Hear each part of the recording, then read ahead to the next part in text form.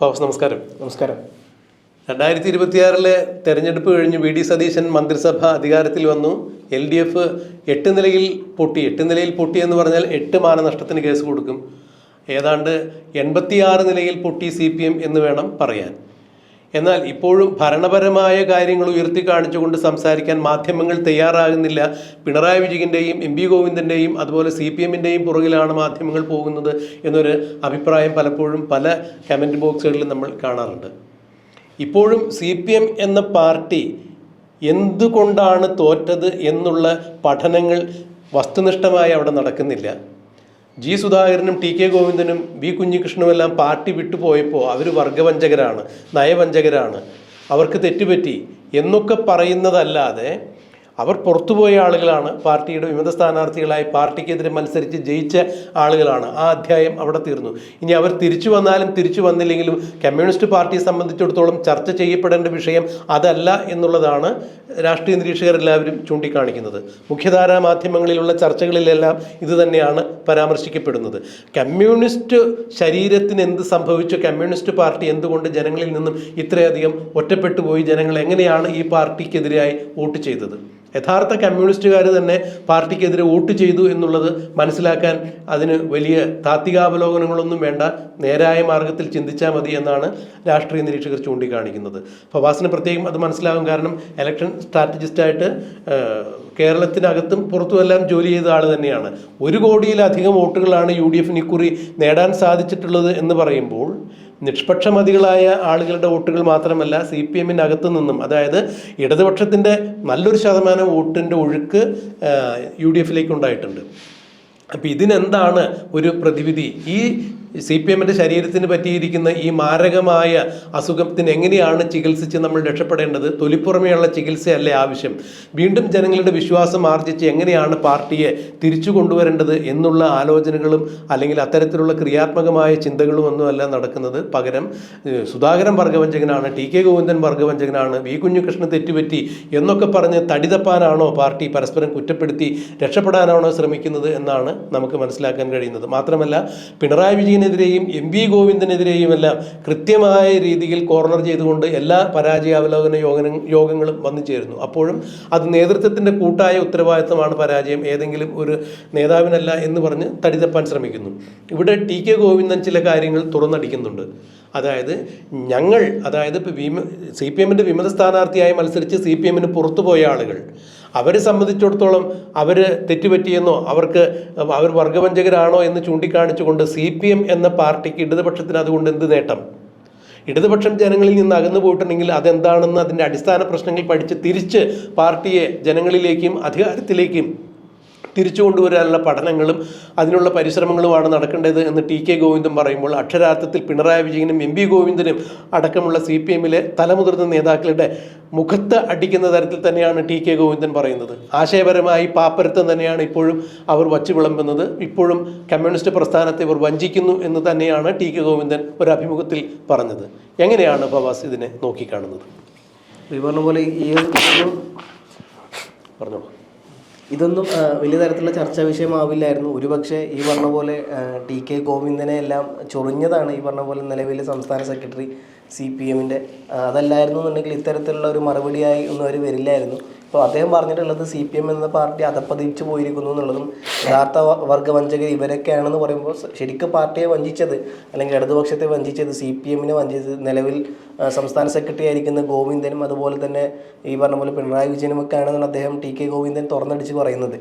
എന്തായാലും MP ഗോവിന്ദൻ ഈ വിഷയത്തിൽ നിന്നും എനിക്ക് തോന്നുന്നില്ല പാഠം പഠിക്കുന്നുള്ളൂ. ഇപ്പോൾ പറഞ്ഞ പാർട്ടിക്ക് വലിയ തരത്തിലുള്ള മുറിവ് സംഭവിച്ചിട്ടുണ്ട് എന്നുള്ളതും അതിൻ്റെ ഒരു തൊലിപ്പുറത്തുള്ള ഒരു എന്താ പറയുക ചികിത്സ മാത്രമാണ് ഇപ്പോൾ നിലവിൽ നടത്തിക്കൊണ്ടിരിക്കുന്നത്. അതിൽ എന്തായാലും പാർട്ടി മാറാൻ പോകുന്നില്ല എന്നുള്ളത്. കാരണം പാർട്ടി ഉള്ളിലോട്ട് വലിയ തരത്തിലുള്ള കേടുകൾ സംഭവിച്ചിട്ടുണ്ട് എന്നുള്ളതാണ് സത്യാവസ്ഥ. അല്ലെങ്കിൽ ഇത്ര തരത്തിലുള്ളൊരു തോൽവി ഒരിക്കലും CPMന് ഉണ്ടാവില്ലായിരുന്നു. ഇതിനു മുമ്പേ തോറ്റിട്ടുണ്ട് പല പ്രാവശ്യം. പക്ഷേ ആ തോൽവിയിലെല്ലാം ഇപ്പം ഈ പറഞ്ഞ പോലെ ഒരിക്കലും CPM ഇത് ആദ്യമായിട്ടല്ല ഇത്തരത്തിൽ തോൽക്കുന്നു. പണ്ട് ACANൻ്റെ കാലത്തും ഒക്കെ ഇത്തരത്തിൽ CPM വലിയ തരത്തിൽ തോറ്റിട്ടുണ്ട് എന്നുള്ള സത്യാവസ്ഥ തന്നെയാണ്. പക്ഷേ അന്നൊന്നും പാർട്ടിക്കില്ലാത്തൊരു പ്രശ്നം എന്ന് പറഞ്ഞു കഴിഞ്ഞാൽ നേതാക്കന്മാരുടെ കൊഴിഞ്ഞു പോക്ക് പാർട്ടിക്കില്ലായിരുന്നു. പല മണ്ഡലങ്ങളിലും തോൽക്കാൻ കാരണം ഇത്തരത്തിലൊരു ആൾക്കാർ പോന്നിട്ട് അവരെ ആൾക്കാരെ സപ്പോർട്ട് ചെയ്ത് വിജയിപ്പിച്ചു എന്നുണ്ടെങ്കിൽ, അതും തളിപ്പറമ്പ് പയ്യന്നൂർ പോലത്തെ CPMൻ്റെ ഉരുക്ക് കോട്ടകളിൽ CPMൻ്റെ ആൾക്കാർ അവരോട് തെറ്റിയിട്ട് കോൺഗ്രസിലോട് വന്ന് സ്വാഭാവികമായിട്ട് ആൾക്കാർക്ക് എന്താ ഉണ്ടാവുക? ഇവർ പാർട്ടി വിട്ട് വന്നവരാണ്, പാർട്ടി വഞ്ചകരാണ്, പാർട്ടി വഞ്ചിച്ചവരാണ്, പാർട്ടിയുടെ കൂടെ നിൽക്കാത്തവരാണ്, പാർട്ടിക്ക് ഒരു പ്രതിസന്ധി വന്നപ്പോൾ പാർട്ടിയെ കൈയൊഴിഞ്ഞവരാണ് എന്നുള്ള രീതിയിൽ ആൾക്കാർ ചിന്തിക്കുക. പക്ഷേ അങ്ങനെയല്ല പയ്യന്നൂരിൽ തളിപ്പറമ്പിലെയും ആൾക്കാർ ചിന്തിച്ചത് എന്നുള്ളതാണ്. അവർ ഗോവിന്ദൻ ഈ പറഞ്ഞ പോലെ ഇവരെ ഉണ്ണികൃഷ്ണനും ഇവരൊക്കെ എങ്ങോട്ടാണോ പോയത് അതേ ഭാഗത്തോട്ട് ഇവരും വോട്ട് ചെയ്യുന്നു എന്നുള്ളതാണ്. അതിനർത്ഥം എന്താ, യഥാർത്ഥ ഇടതുപക്ഷം ഇങ്ങോട്ട് UDF കൂടെ കൂടി എന്നുള്ളതാണ്. അതന്നെയാണ് അവരും പറയുന്നത്. TK ഗോവിന്ദൻ പറഞ്ഞത്, ഞാൻ എന്തായാലും യഥാർത്ഥ ഇടതുപക്ഷക്കാരനാണ്, യഥാർത്ഥ കമ്മ്യൂണിസ്റ്റുകാരനാണ്, ഞാൻ നിൽക്കുന്നത് UDF UDF സ്വതന്ത്രനാണ്, അതുകൊണ്ട് തന്നെ എന്നെ ആൾക്കാർ വോട്ട് ചെയ്തത് അവിടുത്തെ സഖാക്കന്മാരടക്കം കൂടിയിട്ടാണ് എന്നെ വോട്ട് ചെയ്യിപ്പിച്ചത്, ഞാൻ ഇടതുപക്ഷക്കാരനാണ്, ആ യഥാർത്ഥ ഇടതുപക്ഷം നിൽക്കുന്നത് ഈ പറഞ്ഞ പോലെ ഇപ്പോൾ UDF കൂടെയാണ് എന്നാണ് അദ്ദേഹം പറഞ്ഞു വെക്കുന്നത്. അതും ഇതെന്തായാലും ഒരു ചർച്ചയൊക്കെ അവിടെ ക്ലോസ് ആക്കി അദ്ദേഹം ഇപ്പോൾ ഈ പറഞ്ഞ പോലെ MB ജയരാജൻ തുടങ്ങി വെച്ചൊരു ചർച്ചയായിരുന്നത്.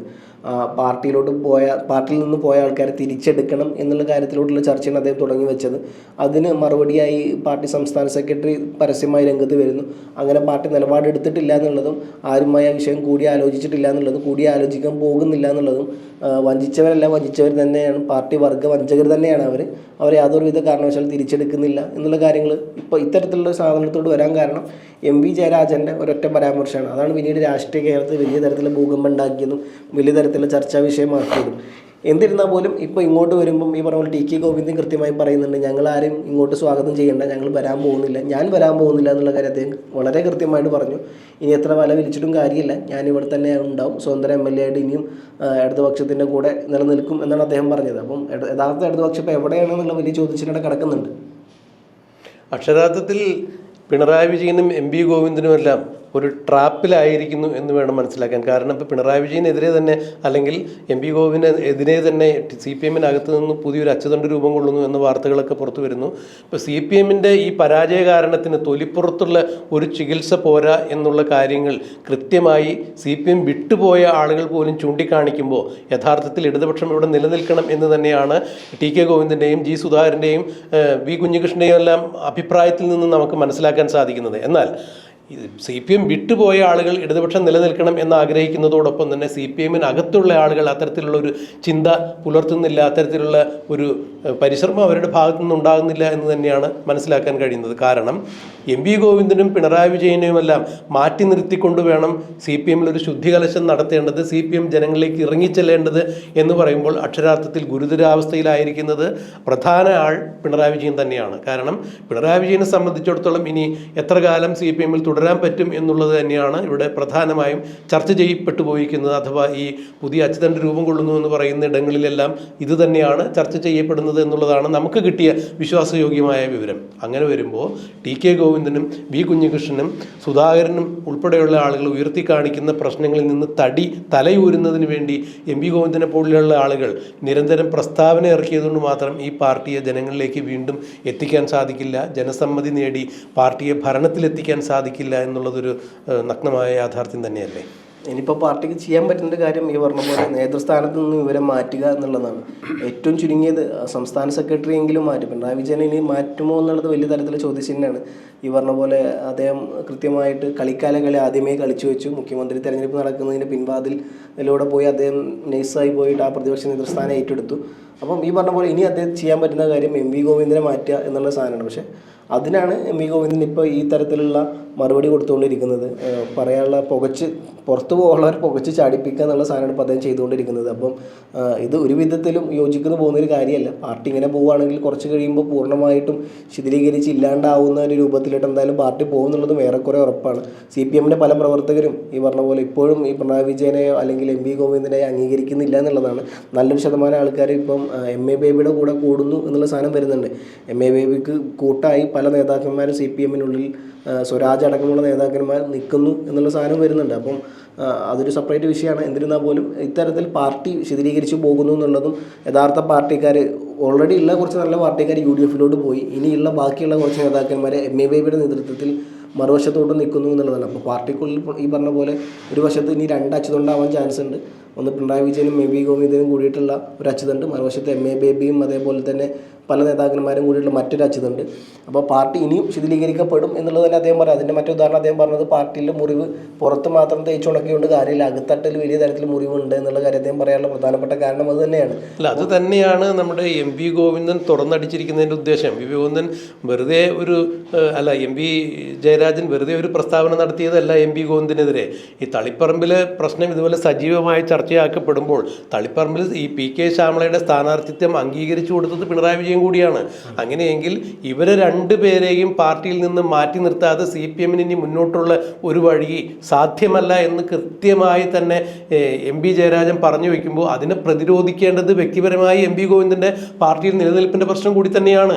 ആ നിലനിൽപ്പിൻ്റെ പ്രശ്നത്തിൻ്റെ അടിസ്ഥാനത്തിലാണ് എം.വി. ഗോവിന്ദൻ വർഗവഞ്ചകരെന്നും മറ്റു രീതിയിലൊക്കെ ടി.കെ. ഗോവിന്ദനെയും വി. കുഞ്ഞികൃഷ്ണനെയും ജി. സുധാകരനെയൊക്കെ വാഴ്ത്തിക്കൊണ്ടിരിക്കുന്നത്. ഇത് യഥാർത്ഥത്തിൽ ജനശ്രദ്ധ മാറ്റിവിടുന്നതിനും ഇവർക്ക് പാർട്ടിയിൽ പരിക്കുകളില്ലാതെ നിലനിന്ന് പോകുന്നതിനും വേണ്ടി തന്നെയാണ്. പക്ഷേ ഇതിന് യഥാർത്ഥത്തിൽ നേരത്തെ ഫവാസ് സൂചിപ്പിച്ചതുപോലെ എം.എ. ബേബിയുടെ നേതൃത്വത്തിൽ അല്ലെങ്കിൽ എം.എ. ബേബിയുടെ സമ്മതത്തോടുകൂടി കണ്ണൂരിലെ ജയരാജത്രയങ്ങളും കെ ശൈലജയും പി.കെ. ശ്രീമതിയും അതുപോലെ പിണറായിയുടെ അടുത്ത പിണറായി പക്ഷക്കാരെന്ന് അറിയപ്പെട്ട പി. രാജീവും സ്വരാജും പുത്തിലത്ത് ദിനേശനുമെല്ലാം അടക്കമുള്ള ഒരു ചേരി, ഒരു അച്ചുതണ്ട് രൂപം കൊള്ളുന്നു. ആ അച്ചുതണ്ട് തീർച്ചയായും പിണറായി വിജയനെയും എം.വി. ഗോവിന്ദനെയും ഈ പാർട്ടിയിൽ നിന്ന് പുറത്താക്കും എന്നുള്ളത് ഏറെക്കുറെ ഉറപ്പായിരിക്കുന്നു. പിണറായിയുടെ ഒരു ഗതി അല്ലെങ്കിൽ ഒരു നില ഗുരുതരാവസ്ഥയിൽ തന്നെയാണ് എന്ന് വേണം ഇതിലൂടെയെല്ലാം മനസ്സിലാക്കാൻ. എന്തായിരിക്കും ഇനി ഇവരുടെ നീക്കം എന്നുള്ളത് കണ്ടറിയേണ്ടിയിരിക്കുന്നു. എന്തായാലും എനിക്ക് തോന്നുന്നു ഈ വിഷയം ഇവിടെ അവസാനിക്കാൻ പോകുന്ന ഒരു ചെറിയ വിഷയമല്ല. ഒന്നല്ലെങ്കിൽ പാർട്ടി പറഞ്ഞ പോലെ മുഴുവനായിട്ട് തകർന്ന് പുതിയൊരു CPM രൂപീകരിക്കപ്പെടും. അതല്ലാന്നുണ്ടെങ്കിൽ പിൽക്കാലത്ത് CPM-ഉം CPI-യും വേർതിരിഞ്ഞ പോലെ ഇനി CPM-നുള്ളിൽ മറ്റൊരു സമാന്തര CPM വരും. ചിലപ്പോൾ അത് പ്രത്യക്ഷമായിട്ട് പുറത്തോട്ടൊരു CPIM-ലേക്ക് വന്ന പോലെ ഒരുപക്ഷെ വന്നു കഴിഞ്ഞാൽ ഈ പറഞ്ഞ പോലെ CPIM ബേബിന്നോ അങ്ങനെ മറ്റൊരു പേരിൽ വന്നു കഴിഞ്ഞാൽ അതിലും അത്ഭുതപ്പെടാനില്ല. ഇപ്പോൾ ബംഗാളിലെ അവസ്ഥയിലേക്ക് കേരളത്തിലെ CPM ഏതാണ്ട് മാറുന്ന രീതിയിൽ തന്നെയാണ് കാര്യങ്ങൾ മനസ്സിലാക്കാൻ എന്നാണ് എനിക്ക് വ്യക്തിപരമായി തോന്നുന്നത്. എല്ലാ CPM എവിടെയൊക്കെ തോറ്റു അവിടെയൊക്കെ ഈ പറഞ്ഞ പോലെ കുറച്ച് നേതാക്കന്മാരുടെ ഏകാധിപത്യം ഉണ്ടായിരുന്നു. അവിടെയൊക്കെയാണ് അവർ തോറ്റത്. അതിൻ്റെ മറ്റൊരു കാഴ്ചയാണ് ഇപ്പോൾ കേരളത്തിൽ സംഭവിച്ചുകൊണ്ടിരിക്കുന്നത്. പിണറായി വിജയൻ എന്നുള്ള ഒരു ഏകാധിപത്യത്തിലോട്ട് ആ പാർട്ടി മുഴുവനായും കോൺസെൻട്രേറ്റ് ചെയ്യപ്പെട്ടു എന്നുള്ള സാധനമാണ്. ഇപ്പം ഇനി അതിൽ നിന്ന് പുറത്ത് കടക്കുക എന്നുള്ളതാണ് ഈ പറഞ്ഞ വലിയ ബുദ്ധിമുട്ട്. അത് ഈ പുറത്ത് കാണുന്ന ചെറിയൊരു മുറിവല്ല, അത് ഉള്ളിൽ തന്നെ വലിയ തരത്തിൽ അദ്ദേഹം പിടിമുറുക്കി കഴിഞ്ഞു എന്നുള്ള സാധനമാണ്. അപ്പം ഒന്നല്ലെങ്കിൽ അദ്ദേഹം മനഃപൂർവ്വം അദ്ദേഹം കാലത്ത് നിന്ന് വിട പറഞ്ഞ് അദ്ദേഹം പോകണം, അതല്ലാന്നുണ്ടെങ്കിൽ അദ്ദേഹം മനഃപൂർവ്വം ഈ സ്ഥാനത്ത് നിന്ന് രാജിവെക്കണം. ഇത് രണ്ടും ചെയ്യാൻ ചാൻസ് ഇല്ല. അപ്പം എന്ത് ചെയ്യുന്നുള്ളത് വലിയ തരത്തിൽ ചോദിച്ചു. അവിടെയാണ് പാർട്ടിയുടെ കൃത്യമായ ഇടപെടൽ ഉണ്ടാകണം എന്ന തരത്തിൽ നേതാക്കന്മാരുടെ ഇത്തരത്തിലുള്ള പ്രസ്താവനകൾ വരുന്നത്. പക്ഷേ ഇടപെടാനുള്ള നേതാവ് ഈ പറഞ്ഞ പോലെ ഈ പറഞ്ഞ മാഷാണ് ഗോവിന്ദൻ മാഷാണ്, ആൾ ഇടപെടില്ലേ? അല്ല, ഗോവിന്ദൻ മാഷ് അടക്കമുള്ള ആളുകളെ മാറ്റി നിർത്തിക്കൊണ്ടുള്ള സംവിധാനത്തെക്കുറിച്ച് അണിയറയിൽ ചർച്ച നടക്കുന്നു എന്ന് നമുക്കൊരു മാധ്യമം എന്ന രീതിയിൽ കിട്ടുന്ന വിവരങ്ങൾ അടിസ്ഥാനപ്പെടുത്തി നോക്കുമ്പോൾ തീർച്ചയായും ഇന്നല്ലെങ്കിൽ നാളെ അത് സംഭവിച്ചേ പറ്റൂ. കാരണം ഇടതുപക്ഷം ഇവിടെ നിലനിൽക്കണമെന്നുണ്ടെങ്കിൽ എന്താണ് വേണ്ടത് എന്നുള്ളത് ഇടതുപക്ഷത്തിൻ്റെ കുറച്ചു പേരെങ്കിലും തിരിച്ചറിഞ്ഞിരിക്കുന്നു എന്ന് വേണം മനസ്സിലാക്കാൻ.